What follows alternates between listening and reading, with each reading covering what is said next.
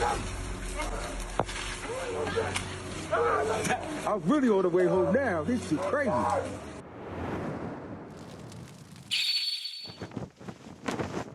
Welcome to Project Achilles. Today's case is happening on July 12, 2025 in Spring Valley, Rockland County. The man that you can see being controlled on the ground by the police officer, Edwin Pickering, is suspected of committing a crime, an armed robbery with a knife. After a foot pursuit, the police officer finally caught Pickering, successfully disarmed him, tried to arrest him. Pickering resisted his arrest, and eventually the police officer used force to control and ultimately arrest him. This case is interesting for self-defense because it highlights how Brazilian Jiu Jitsu is effective to control an individual, especially on the ground, and that there is a major difference between sport Jiu Jitsu and tactical or operational Jiu Jitsu. Properly controlling an individual ends the fight and reduces the risks which are coming with striking, and by that I mean serious injuries, especially when you have concrete all around you. Let's take a look at what happened.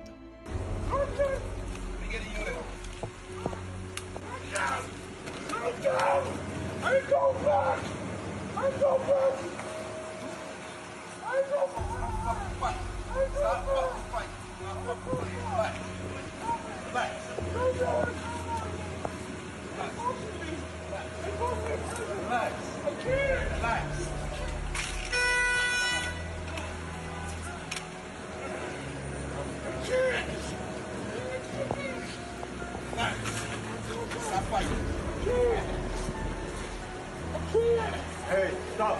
Stop fighting. Stop fighting. Relax. Relax.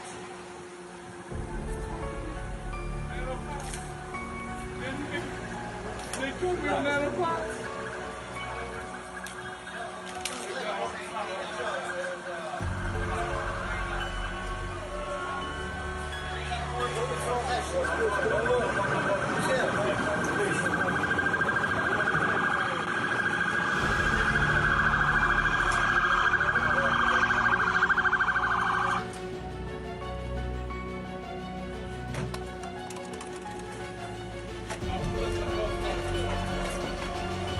They torture you in metal bars?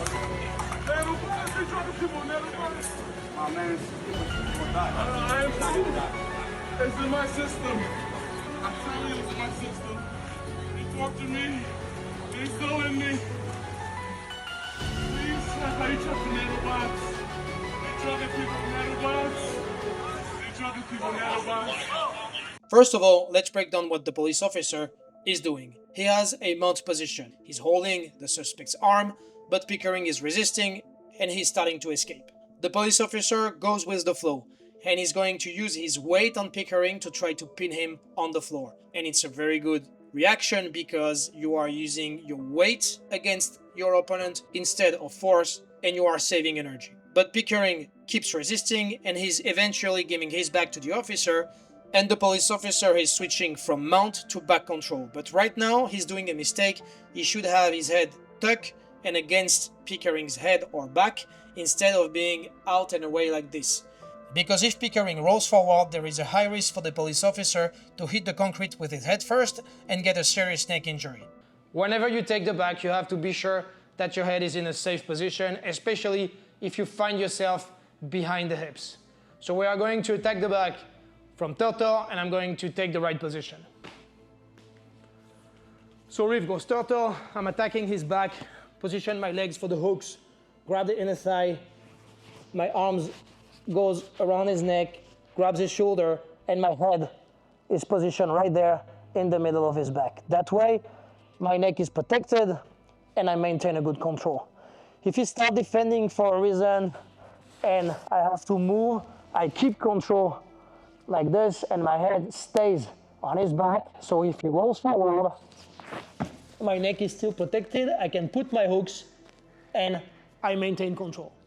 Sometime in the scramble, I can find myself in this position where I have my hooks in and I'm riding his back like I'm riding a horse. Here the risk, if my head is not stuck to his back, is that if he rolls forward, I'm going to hit the ground with my head first and I'm going to severely injure my neck. It's why in this position, I want to be sure to stick to his back. So now he's gonna roll for a while. And you see, I can maintain control and still protect my neck. That being said, I think he's feeling that he's getting out of balance and that he's in a dangerous position. And you can see him doing the tripod, one hand on the ground, 2 feet on the ground. So he's catching up his balance and now he's reducing the risk of being rolled for a wall. Pickering obviously doesn't know how to fight from the ground and eventually the police officer ends back in mount.